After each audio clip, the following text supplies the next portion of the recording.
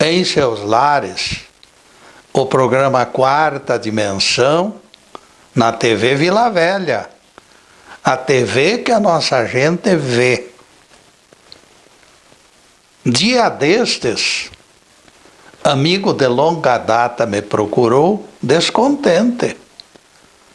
Getúlio, você está agindo de maneira errada com sua legião de ouvintes. Não está respondendo reiteradas e sinceras saudações feitas pela internet.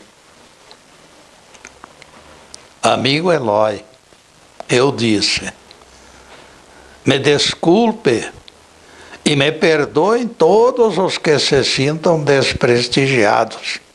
Não é verdade. Acontece que nos últimos 2 anos eu venho tratando em Curitiba de sério problema de saúde. Exames e mais exames, remédios e mais remédios invadem e encurtam o meu tempo. Um exemplo, este programa que está sendo gravado, eu terminei ontem, às 11 da noite. Os textos se completam quase no horário de gravar. Então eu não tenho mais tempo para nada, meus amigos. Gostaria de conviver melhor com vocês, mas tem sido difícil. Antes de eliminar este programa, melhor será que eu coloque todas as minhas energias, que a idade encurtou também, de tal forma que o programa só saia do ar quando eu não tiver mais condições de fazer um programa digno de todos vocês. Peço perdão a tantos amigos merecedores da minha gratidão, que todos saibam que eu registro com carinho as manifestações e peço ao Pai das alturas que cubra de bênçãos cada um e também os seus familiares. Obrigado, amigos. Cuidando da imagem e do som, contamos a presença de grupo aguerrido e competente. Com equipe deste gabarito, o resultado será esplêndido. Tema de hoje será Ferreiros forjando guerreiros. Possuir boa educação é mais do que pedir favor, recompensado com tímida palavra, obrigado. No entanto, e aqui se encontra o busilis da questão, este exercício de polidez é fundamental na cartilha do cristianismo. Como posso cultivar boas maneiras tratando com criaturas grosseiras? Pergunta Zé Mané, desconfiado e não convencido. Ele remata sua perplexidade dizendo: eu não tenho a paciência de Madre Teresa de Calcutá, Getúlio. Nunca levei desaforos para casa. E o Zé Mané se afasta, resmungando impropérios.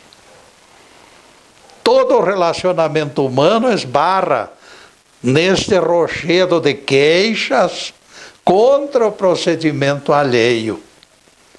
A verdade, todavia, é suficientemente clara. Quando Jesus nomeou 70 discípulos para se tornarem seus arautos, ele não usou subterfúgios. O nazareno não costumava amaciar egos ardilosamente para forçar a aproximação de cooperadores. Nosso rabi, ao contrário, lhes apontou realidade sem reticências. Eis que vos envio como cordeiros para o meio de lobos. Lucas 10, versículo 3. O seguidor de Jesus não teria justificativa para entender que só encontrará pessoas simpáticas. É claro que estamos diante de linguagem simbólica, e ela abrange tanto a época de Jesus quanto a nossa época. Mudou apenas a voracidade dos lobos. Hoje, como antigamente, será necessário o jogo de cintura para conviver com animais selváticos. Desde as primeiras manifestações, aqueles que se preocupam com o bem-estar dos outros, como servos de Jesus, enfrentarão feras. Independente de religiões, os solidários mostram carismas, especialmente nas grandes tragédias, como estamos vivenciando atualmente. No burburinho da sociedade em marcha, eles arriscam a vida pela sobrevivência dos outros. Isto tem sido comprovado nestes dias. Paralelamente aos trabalhos de natureza temporal, consciente ou inconscientemente, esses voluntários agem pela consciência do dever e não por códigos. Eles nunca esquecem que nossas vidas estão entrelaçadas. Não importa o perigo de contágio para estas almas abençoadas. A compaixão está dando exemplos nesta quadra complicada de nossas vidas. Enquanto esses heróis anônimos empreendem jornadas heróicas, catedráticos tentam arrastá-los para cerimônias pretensiosamente protetoras que irão salvá-los. Até sites existem para facilitar este proselitismo desvairado. Visitem a igreja tal e peçam batismo, dizem eles, para eventual e desprevenido incauto. E algumas vezes conseguem novo anjo para contribuir. Jesus, já no seu tempo, desmascarava estas figurinhas.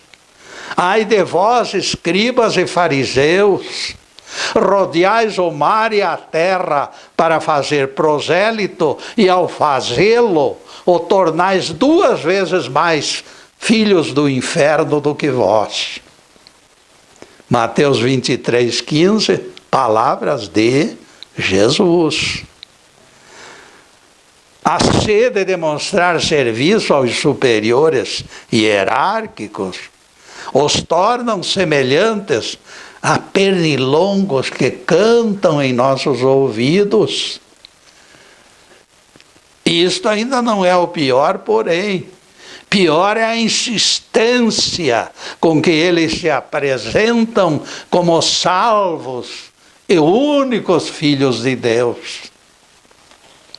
Jeová também sofreu com tais figurinhas nada modestas, que tomaram de assalto a cátedra de Moisés. A cátedra de Moisés foi invadida por eles. E eles até hoje apregoam santidade. Antes de mostrar o texto que escolhi para conhecimento de vocês, eu quero identificar o grupo que está sendo censurado por Jeová. Escutem atentamente e vocês perceberão de imediato. Ouvi, pois, a palavra do Senhor, homens escarnecedores que dominais o povo de Jerusalém. Isaías 28, verso 14. Qualquer pessoa percebe que se trata de sacerdotes do próprio Jeová. Eles sempre dominaram aquelas multidões.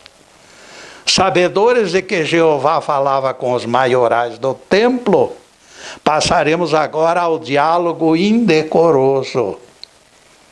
Indecoroso. Porquanto dizeis, fizemos aliança com a morte e com o além temos acordo. Quando passar o dilúvio do açoite, ele não nos alcançará, porque a mentira é nosso refúgio e nos esconderemos debaixo da falsidade. Isaías 28, versículo 15. Aqueles sacerdotes estavam de tal forma ciosos de sua superioridade que desafiavam a própria justiça divina. Vejam só. É claro que aqueles sacerdotes não expressaram ao vivo e a cores as suas pretensões indecentes. Mas Deus leu seus pensamentos e os derrubou dos cavalos. Através da mediunidade do profeta Isaías, Jeová imediatamente recolocou a realidade nos devidos lugares. A vossa aliança com a morte será anulada, e o vosso acordo com a sepultura não subsistirá. Quando o dilúvio do açoite passar, sereis esmagados por ele. Isaías 28, verso 18.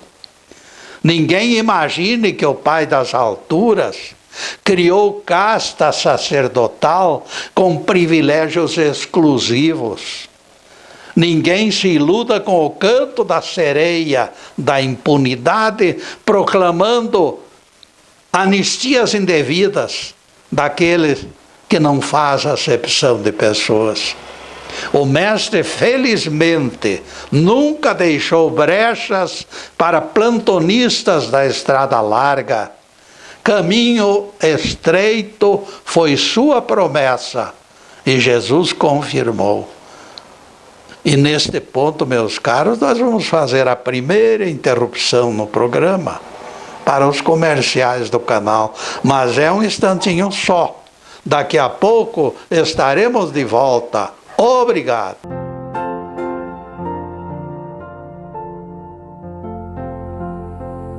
Já estamos no segundo bloco do programa Quarta Dimensão.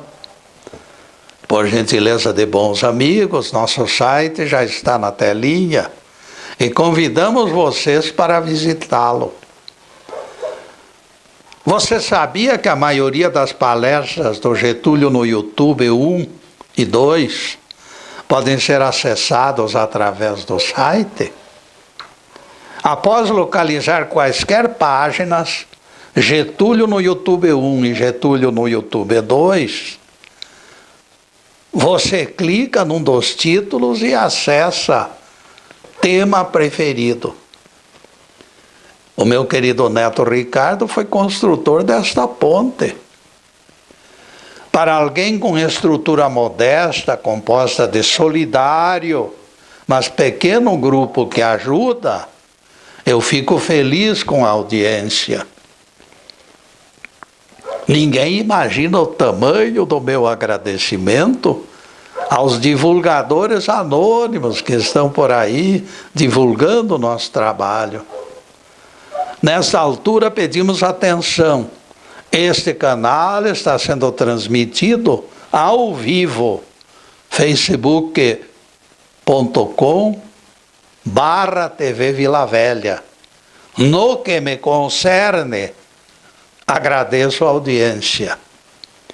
Quarta Dimensão é gravado nos estúdios Fernando Martins e as palestras ficam disponíveis pelo Facebook Live TV Ponta Grossa.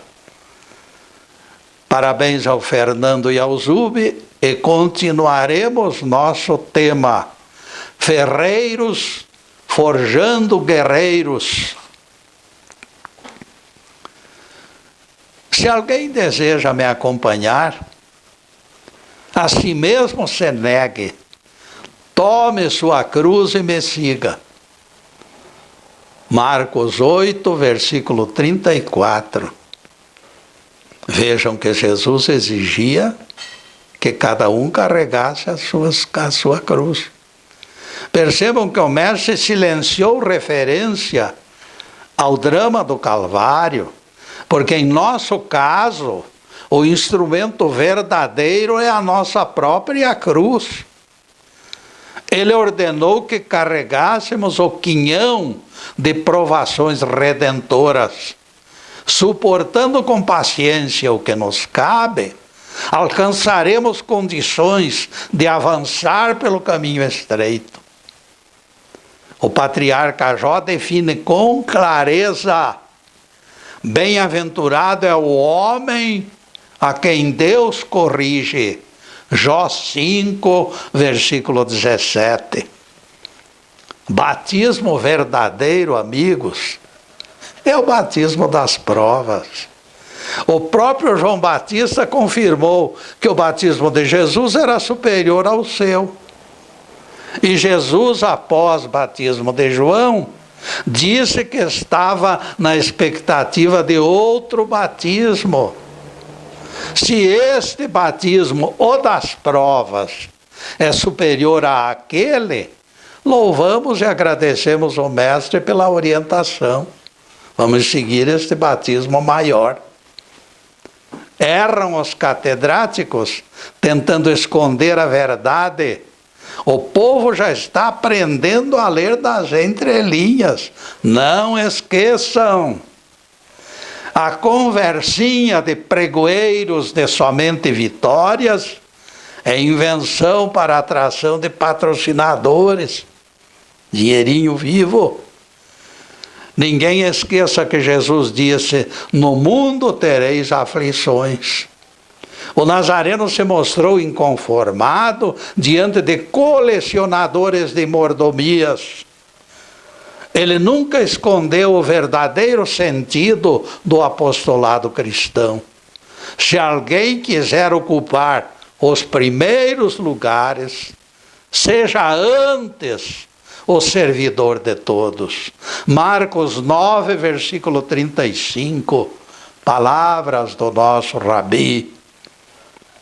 Reis e sacerdotes que aparecem fora do calendário ocupam tronos inexistentes e púlpitos vazios de espiritualidade. Nesse preciso instante surge o Crispim para defender alguém que ele denomina profeta. O sujeito é profeta. Sim, Getúlio, ele diz, demonstrando subserviência aos seus doutrinadores. Eu tenho direito de chamar profeta quem espalha a palavra pelo mundo inteiro, como ordenou Jesus. Realmente, Crispim, esse seu idolatrado pregador, se é que é aquele que eu estou percebendo, fez previsões sobre o ano de 2020. 20 indica a bênção dobrada, disse ele, e completou sua profecia, declarando: será ano de bênçãos dobradas. Essa expressão, essas palavras foram pronunciadas logo no início de 2020. A profecia desastrada não percebeu nem sinais da pandemia que se abateria sobre o mundo em algum tempo depois. Eu pergunto ao Crispim se ele foi beneficiado pela dose dupla de 20 mais 20. Afinal, quem é amigo de profeta não deve perecer.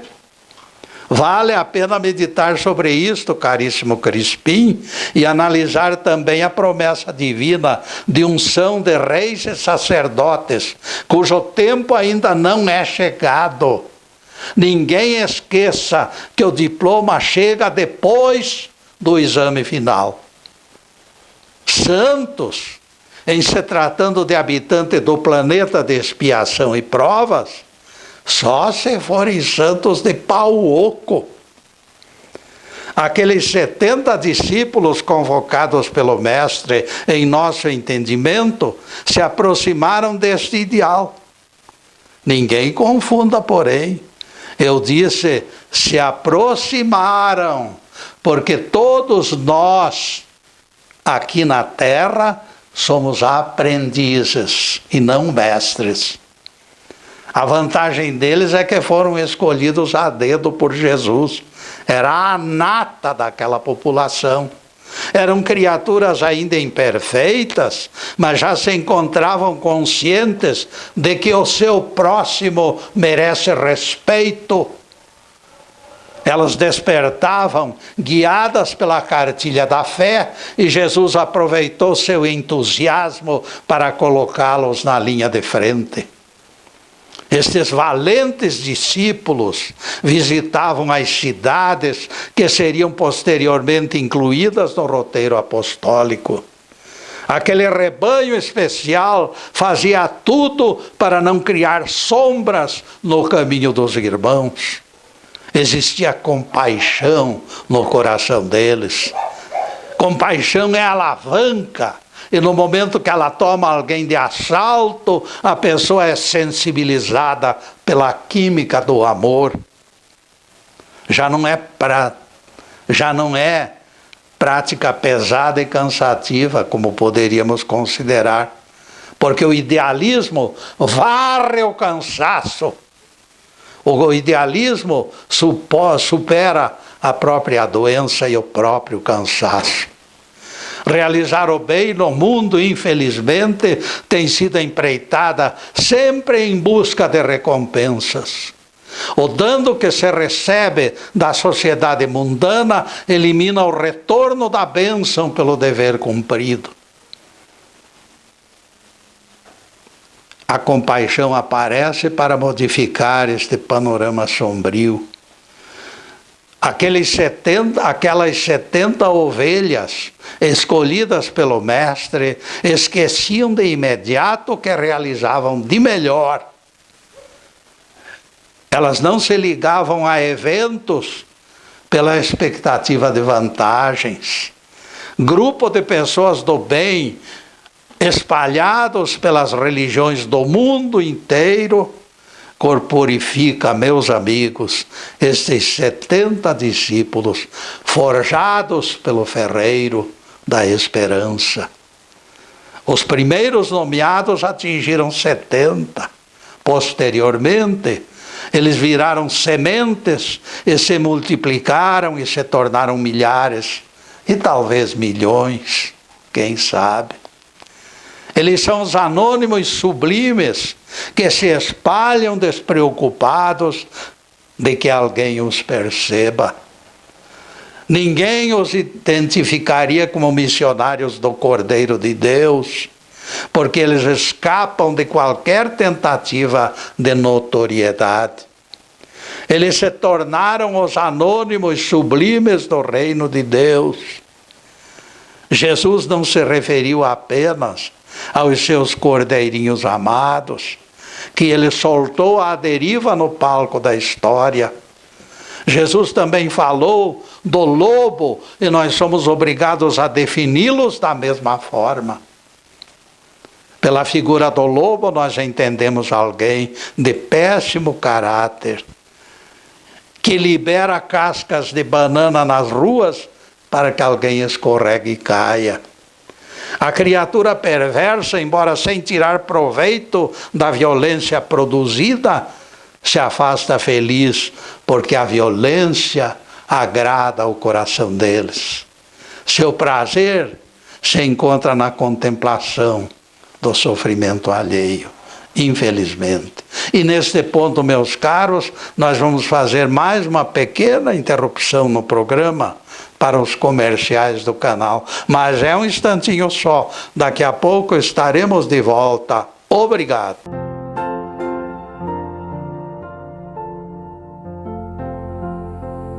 No retorno para o terceiro bloco, o Crispim dos Anjos já me abordou. Getúlio, você faz tudo para esconder o inferno, mas a Bíblia sempre o desmente. Carreguei comigo aqui texto falando do inferno. Este beberá do vinho da ira de Deus e será atormentado em fogo e enxofre, diante dos santos anjos e do Cordeiro. Apocalipse 14, verso 10. Este texto mostra que o inferno existe e remata o Crispim eufórico. E eu respondo: você está distraído, amigo Crispim? Se dito inferno fosse eterno, por que Deus mandaria o Cristo e os santos anjos para assistir os apenados? Se é eterno, não tem jeito de modificar. Negando a eternidade de penas, onde não cabem alívios, Crispim, a interpretação espiritualista desmonta esses fracos argumentos. Os ímpios que serão rejeitados no mesmo juízo final dos justos irão para o planeta de provas, para a continuidade do aprendizado, porque eles não estão perdidos, não, ninguém está completamente perdido. Exorcizemos penas eternas, incompatíveis com o amor de Deus. É naquele lugar de pranto e ranger de dentes do planeta que eles terão assistência dos santos anjos e do Cordeiro, como informa Apocalipse 14, verso 10. Depois deste pinguinho de doutrina, a continuidade do tema de hoje: ferreiros forjando guerreiros. Gemido que escape da garganta de vítima representa regozijo. Espíritos satanizados, vingativos, cometem homicídios pela simples alegria de contemplar a obra nefanda, a pessoa caindo morta. Nesta altura do campeonato, caberia a pergunta: se estes lobos se revelam tão perversos, por que Jesus terá liberado cordeirinhos para interagir com eles? Por quê? Iniciarei a resposta lembrando algo sobre os 70 discípulos. Eles estavam no caminho da regeneração, mas ainda não haviam completado o calendário completo. Eram candidatos à bem-aventurança, mas como humanos ainda se encontravam no meio da jornada. Ninguém conseguirá crescer dentro de uma redoma de vidro. Será necessário experimentar reações diante do mal, antes de nos considerarmos imunizados para enfrentá-lo. Aqueles que nos elegeram como inimigos são nossos martelos do karma. Ninguém se dispõe a crescer espiritualmente usando bolha protetora. Escutem o que Jeová nos diz através da mediunidade do profeta Isaías: eu formo a luz e crio as trevas, faço a paz e produzo o mal. Eu, o Senhor, sou autor de todas estas coisas. Isaías 45, verso 7. Se Jeová se diz agente do mal, criador do mal, imediatamente nós entendemos que o mal possui um aspecto didático. O esmeril que tira pedaços do ferro não existiria se sua única finalidade fosse desfigurar a peça metálica. Só entendemos a mutilação quando enxergamos a peça pronta, bonita e esplêndida aparecer diante de nós. Depois de esmerilhadas rebarbas, aparece ferramenta útil para júbilo do artesão agradecido. Foi excelente maltratar aquele pedaço de ferro, vocês não acham? Deu resultados. sabedores pela Bíblia que os males nos chegam do Altíssimo e não de um diabinho qualquer, adquirimos certeza de que produzirão benefícios. O mal produzirá benefícios, porque nos ensinará a viver. As pedras de tropeço colocadas em nosso caminho durante a vida inteira representam experiências e avanços em nossa jornada evolutiva. Escapamos fortalecidos depois de superar cada dificuldade. Repetimos as palavras de Jeová para que não restem dúvidas de que Deus é o único Criador também do mal. Eu faço a paz e crio o mal. Isaías 45, verso 7, palavras de Jeová. Ninguém pode duvidar de que o Pai é o único Criador. Para pessoas que escutam alguns professores de Bíblia em redes nacionais de televisão, essas palavras devem soar constrangedoras, porque lá tudo é vitória, lá não tem derrota nunca. Essas figurinhas que estão em moda no Brasil atribuem todos os males a Satanás, contrariando ensinamentos das Escrituras. Começa por simples dor de cabeça e segue até câncer. Tudo é obra de Satanás, na opinião desses pregadores pouco sérios. Alguém de vocês já ouviu essas figurinhas repetir esta frase de Jeová em seus discursos? Eu crio o mal? Isaías 45, 7? Eu nunca ouvi. Eles fogem desses problemas. De nossa parte, temos procurado esclarecer vítimas da astúcia de preletores que defendem Satanás com unhas e dentes. Temos dito e repetido que essa figura eternamente maldosa de Satanás não faz o menor sentido. Acreditar nisto significa negar o desabafo de Jeová e colocar em suspeição a própria idoneidade do profeta Isaías. Não existem resquícios de poder sobrando para o Satanás inventado.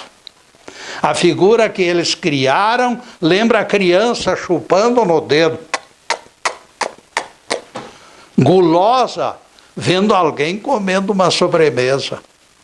O Satanás deles olharia a Deus, detentor de todo o poder, e ficaria morrendo de inveja, sem conseguir abocanhar a menor parte da guloseima. Não sobrou nada para Satanás em termos de poder. O salmista escreveu: uma vez falou Deus, 2 vezes eu escutei, que o poder pertence a Deus. Salmo 61, verso 11. Se o poder pertence a Deus, vocês acham possível este grande conflito entre Deus e o maligno até hoje, desde a fundação do planeta? Não existe segundo Deus, amigos. Este Deus do inferno é abstração ridícula e sem lógica. Nesta altura se aproxima o Crispim dos Anjos, com seu gingado característico e sorriso maroto. Getúlio, você diz que o maligno não produz simples dor de cabeça? Você tem dito que Deus e o Cristo são os únicos detentores do poder no universo. Crispim faz silêncio teatral para me observar e depois continua. A Bíblia está cheia de citações de espíritos malignos causando 1000 formas de doenças. Poderia nos explicar as razões deste desencontro? Pois bem, Crispim, começarei por reafirmar que esta entidade maligna criada pela teologia nada faz, porque ela não existe. Quem não existe não pode fazer nada. Quando muito aceitamos que a palavra Satanás significa adversário de Deus. Na linguagem nós entendemos e admitimos. Quando alguém se coloca contra causas justas, este alguém é chamado advogado do diabo. Como figura de linguagem, nós concordamos. Arimã, princípio do mal, é lenda antiga adotada por Zoroastro e pela religião oficial da Pérsia, lá na antiguidade. Historicamente, essa ideia deixou marcas que influenciaram a adoção de entidades semelhantes, tanto entre judeus quanto entre cristãos. E neste ponto, caríssimos, vamos fazer mais uma pequena interrupção no programa para os comerciais do canal, mas é um instantinho só. Daqui a pouco estaremos de volta. Obrigado.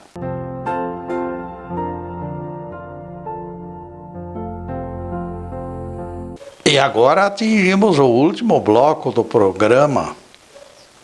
O relógio está correndo adoidado hoje.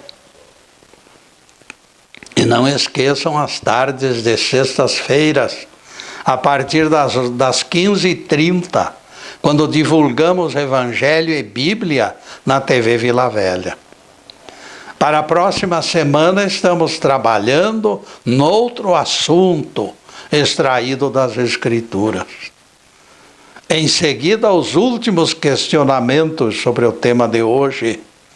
Ferreiros forjando guerreiros. Persas e judeus conviveram durante certo tempo. A convivência deixou marcas. A dúvida, porém, se resume na manifestação de espíritos causadores de doenças. Quem ocasiona tais males? O Apocalipse abre a cortina. Aquele que tem sabedoria, calcule o número da besta, pois é número de homem. Apocalipse 13, verso 18. É este espírito, neste nós acreditamos como maligno, sim. Este texto esclarece o imbróglio. Os seres humanos podem ser satanizados e, enquanto ignorantes, podem espalhar enfermidades também. Houve ocasião em que o apóstolo Pedro foi plantonista neste setor. Jesus o chamou pela alcunha de Satanás. Vá de retro, Satanás. Naquele momento, Simão Pedro desenhava e desempenhava as funções da besta, porque se manifestara contra os propósitos divinos. Simão Pedro assumiu eventualmente e temporariamente o lugar da besta. Quem será a criatura mais perversa em todo o planeta neste preciso instante em que nós vivemos? Seja quem for, homem ou mulher, encarnado ou desencarnado, ele é o comandante dos anjos maus no planeta Terra. Aquela figurinha campeã de periculosidade completa o perfil da maior perversidade que existe na Terra neste momento. Nós não sabemos quem seja o dito cujo, mas Deus sabe. Nele se configura a besta de plantão. Esse é o diabo.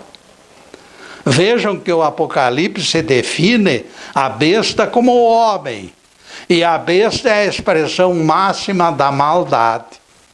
Por mais estranho que pareça, ela nasceu num berço como nós, de carne e osso. Por mais estranho que pareça, a condição humana, filha de Deus, lhe permite participar dos poderes divinos, porque ela é uma filha de Deus, ela saiu das mãos de Deus. Se perverteu, é verdade, mas saiu das mãos de Deus. O Apocalipse descreveu as bestas em seu tempo e todas foram descritas como criaturas humanas. Fechado aquele livro, a fonte não secou.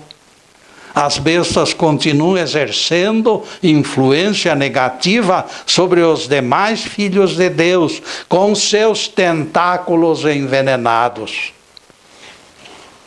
O domínio implacável da besta é responsável pelo crescimento progressivo da violência. Cada pensamento perverso que nós emitimos é alimento que sustenta humores da besta apocalíptica.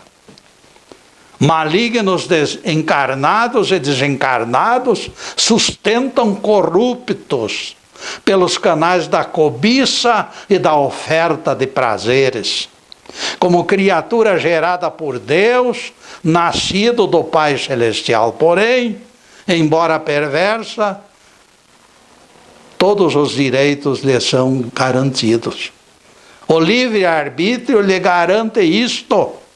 O joio não deve ser colhido antes da hora, disse Jesus. O joio conserva seu quinhão de poder, como todos nós. Se alguém discorda desta minha afirmação, escute o Evangelho. Pilatos disse, isso é muito importante, preste atenção, por favor. Tenho poder para te crucificar ou te libertar. Jesus replicou a Pilatos, não terias este poder se o Altíssimo não te concedesse. João 19, versículos 10 e 11. O próprio poder para crucificar Jesus foi concedido pelo alto. Deus e o seu Cristo, mesmo diante de reiteradas ofensas, jamais exigiram de volta a parcela de poder entregue aos seus filhos. Em tempo oportuno, cada espírito receberá o que plantou. E isto não existe dúvida. Os malignos expulsos por Jesus e seus discípulos foram humanos que desencarnaram raivosos. Eles acordaram no astral remoendo promessas de vingança. Carregaram seus rancores para o além e invisíveis fomentam desentendimentos e até males físicos. O Pai Celestial não lhes retira os poderes inerentes à condição de filhos, até que o tempo deles se complete e eles tornem lá para um planeta que esteja em condições de recebê-los pela maldade. Quando chega a hora, porém, o trigal ficará limpo de joio e a justiça se cumprirá em toda a sua perfeição e plenitude. O pai do filho pródigo sabia que o rapaz iria se complicar, mas deixou que partisse e por si mesmo entendesse a verdade. É o livre-arbítrio em ação, colocando à prova, mostrando erros e mostrando acertos das próprias experiências. É Deus e o seu Cristo, dentro do próprio homem, trazendo a besta fera do inferno para as culminâncias da claridade. Escutem palavras do evangelista João. A verdadeira luz, vinda ao mundo, ilumina todo homem. Todo, não é uma parte, todos eles, maus ou bons. João capítulo 1, verso 9. O Evangelho é claro, o mais perverso dos seres humanos recebe luz do Cristo e a consciência do dever derrota o mal. É razão que o indicativo da besta muda de mãos. Hoje é uma besta que toma conta, amanhã será outra. Por quê? Porque a evolução faz crescer. É por isso que ninguém consegue manter-se perverso. O espelho mágico revela outro mais perverso ainda. E aquele será o diabo de plantão. Fazer o mal se torna pesado demais diante dos gritos da nossa consciência. É assim que funciona o reino das sombras, onde o pior será automaticamente alçado ao trono. E o incorporador da besta pronuncia a famosa pergunta: espelho, espelho meu, haverá alguém na terra mais perverso do que eu? Não, majestade, responderá o espelho, és o mais perverso e cruel e ganhastes o direito de comandar as coortes malignas, até que outro te supere pela violência sem remorso algum. Acreditamos que nesta altura vocês já entenderam que maligno por ignorância é mais aceitável do que a sombra teológica inventada por eles. Bastará que a figura aprenda o ABC do amor e a criatura ficará livre. Jamais aceitaremos que Deus possa ter criado alguém para sofrer eternamente a ausência do amor. Louvado seja Deus. Que o Senhor nos abençoe e nos guarde. Que o Senhor faça resplandecer sobre nós a sua luz. Que o Senhor possa abençoar a todos, meu Deus. Muito obrigado, meu Deus. Muito obrigado, Jesus. Boa noite.